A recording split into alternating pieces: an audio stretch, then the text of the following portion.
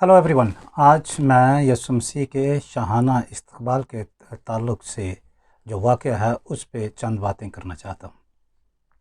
Election के दिनों में आमतौर पर देखा गया है कि लोगों में बड़ा जोश व खरोश पाया जाता है।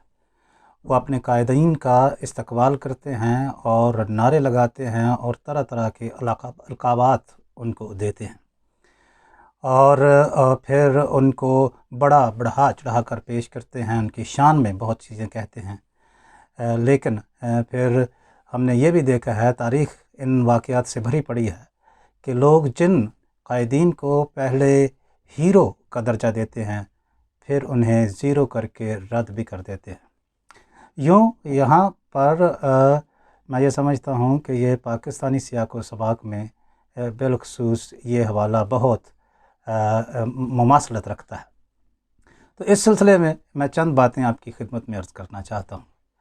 ये वाक़या जो यसु मसीह का शाहाना इस्तकबाल कहलाता है या दाखिला कहलाता है, ये मसीही कैलेंडर में बहुत अहमियत का हामिल हो चुका है और ये इसलिए भी है क्योंकि ये वाक़या चारों अनाजील में पाया जाता है। यूँ हम देख सकते हैं कि चारों अनाजील के मुसन्निफ़ीन इसे अहम वाक़या समझते हैं और इसका इंदराज उस हवाले से करते हैं। इससे एक और बात ज़ाहिर होती है कि ये तारीख़ी एतबार से सच्चा वाक़या है।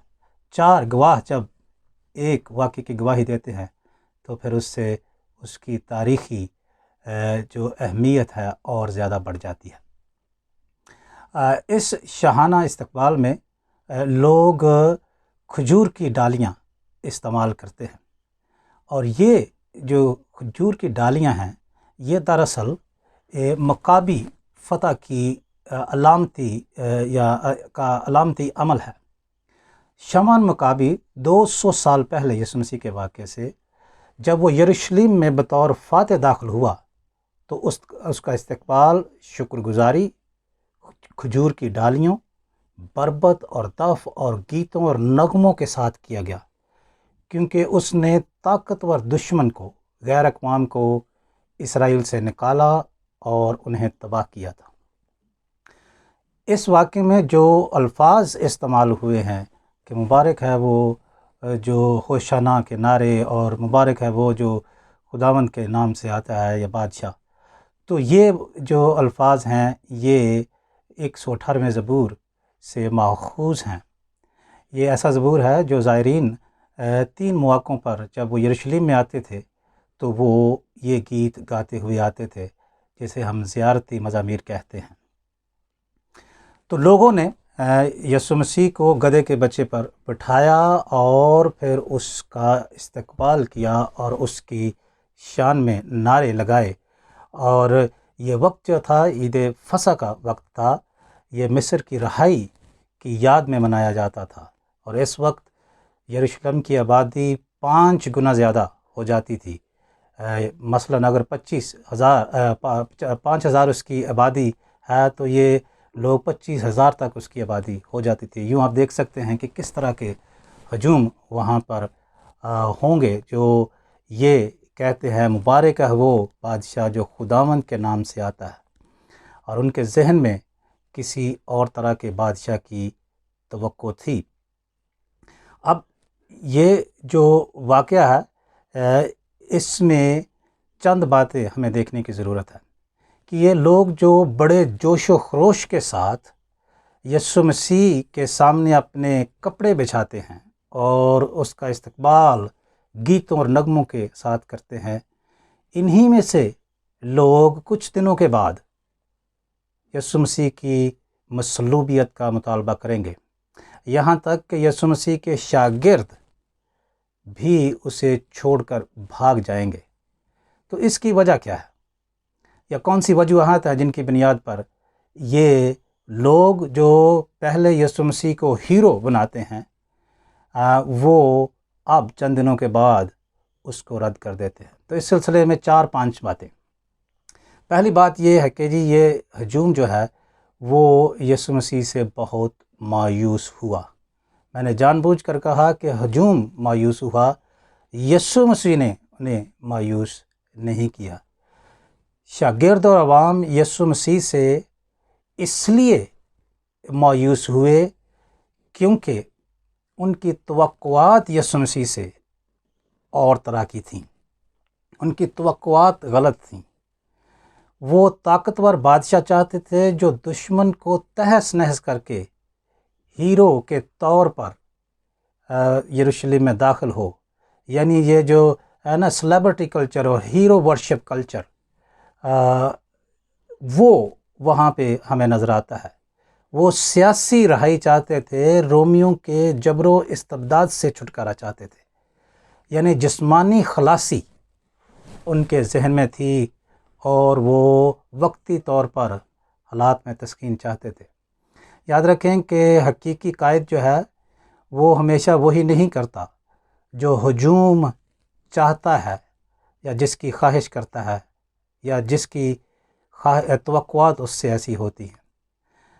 حقیقی قائد جو ہے وہ اپنے مشن اور اپنی ویژن کے تحت اپنی راہیں متعین کرتا ہے، اور یہ بات ہمیں سیکھنے کی ضرورت ہے، خاص طور پر پاکستان کلچر میں، جہاں پر لوگ وہ بات کرنا چاہتے ہیں، قائدین بھی آج کل افسوس کی بات ہے، وہ بات کرتے ہیں جو لوگ سننا چاہتے ہیں، یا وہ عمل کرتے ہیں جو لوگ چاہتے ہیں کہ وہ ایسا عمل کریں تاکہ ان کی سپورٹ بنی رہے اور ان کی پاپولیرٹی جو وہ ہے قائم رہے اور ان کی قیادت کو کوئی چیلنج نہ کرے۔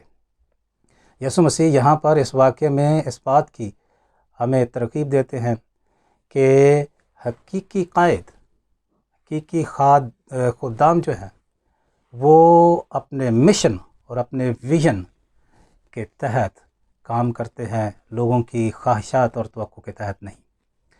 دوسری بات جو ہے، لوگوں کا خوشی منانا درست تھا لیکن ان کے محرکات درست نہیں تھے۔ لوگ آج بھی مختلف سرگرمیوں میں شامل ہوتے ہیں، وہ مختلف سجاوٹ کرتے ہیں، کنونشنز کرتے ہیں، جلوس ہیں، ایسٹر کے نئے نئے گیت، مبارک جوڑوں پر لمبی لمبی عبادات کا انعقاد کرتے ہیں اور ان کا حصہ بھی بنتے ہیں، لیکن جو اپنے اندر میں یہ سمجھتا ہوں غلط باتیں نہیں ہیں، لیکن ان کے پیچھے کیا محرکات ہیں، لوگ کن محرکات کے تحت ان سرگرمیوں کا حصہ ہوتے ہیں، وہ کس طرح کی توقعات خدا سے یا یسوع مسیح سے رکھتے ہیں۔ تو یہ واقعہ جو ہمیں اس بات کی بھی ترغیب دیتا ہے یا دعوت دیتا ہے کہ ہم اپنے اپنے محرکات کا پھر سے جائزہ لیں۔ چوتھی بات جو ہے وہ یہ ہے کہ یسوع مسیح حقیقی اپنے مقصد کو نہیں بھولتے، لیکن ہجوم یسوع مسیح کے حقیقی مقصد کو سمجھنے سے قاصر رہتا ہے۔ وہ نہیں سمجھتے کہ امن و شانتی دنیا اور آخرت میں امن کے شہزادے کے وسیلے ممکن ہے، اور یہ بلا تشدد ہوگا نہ کہ تشدد کے ذریعے۔ یہاں پر یسوع مسیح اپنی صلیب اٹھانے سے امن پیدا کریں گے، نہ کہ دوسروں پر صلیب لادنے سے۔ یسوع مسیح نے یہی کہا تھا نا کہ اگر کوئی میرا شاگرد ہونا چاہے تو اپنی صلیب اٹھائے اور میرے پیچھے ہو لے۔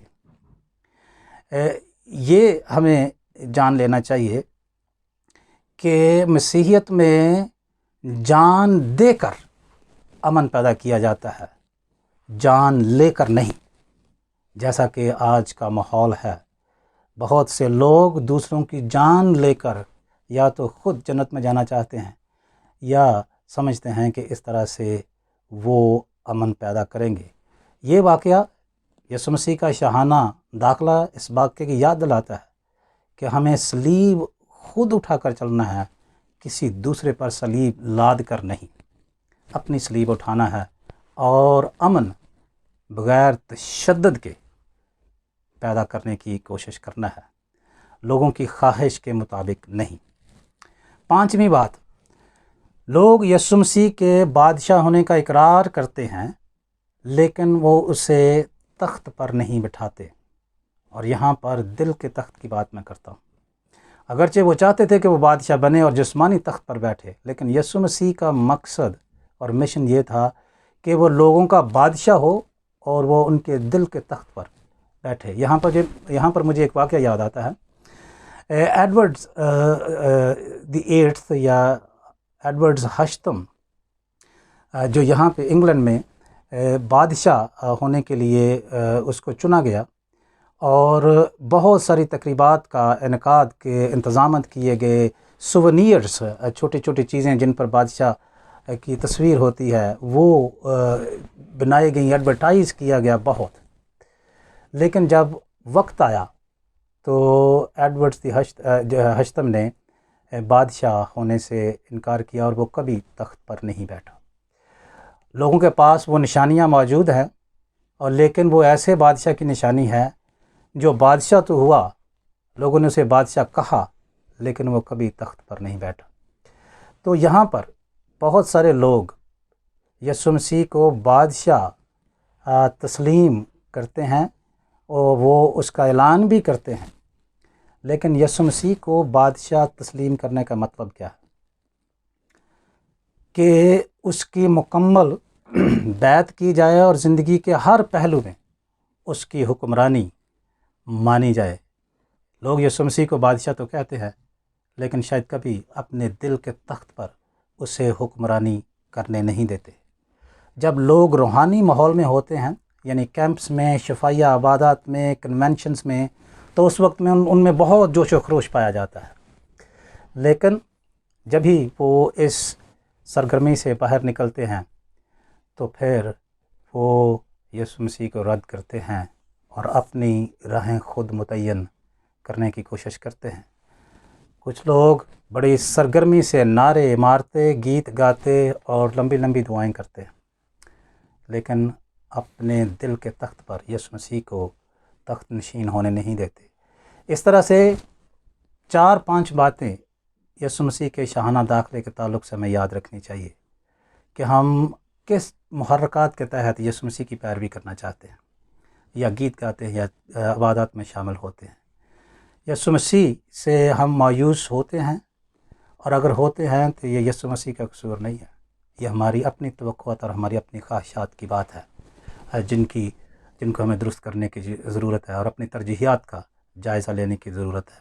ہمیں یسوع مسیح کے حقیقی مقصد کو سمجھنے کی ضرورت ہے، اور پھر یسوع مسیح کو اپنا بادشاہ قرار دینے کے ساتھ ساتھ اسے اپنے دل کے تخت پر بھی حکمرانی کرنے دیں، تاکہ ہم یسوع مسیح کے حقیقی مشن کو سمجھ سکیں اور اپنی صلیب اٹھا کر اس کی شاگردیت کا ثبوت دیں۔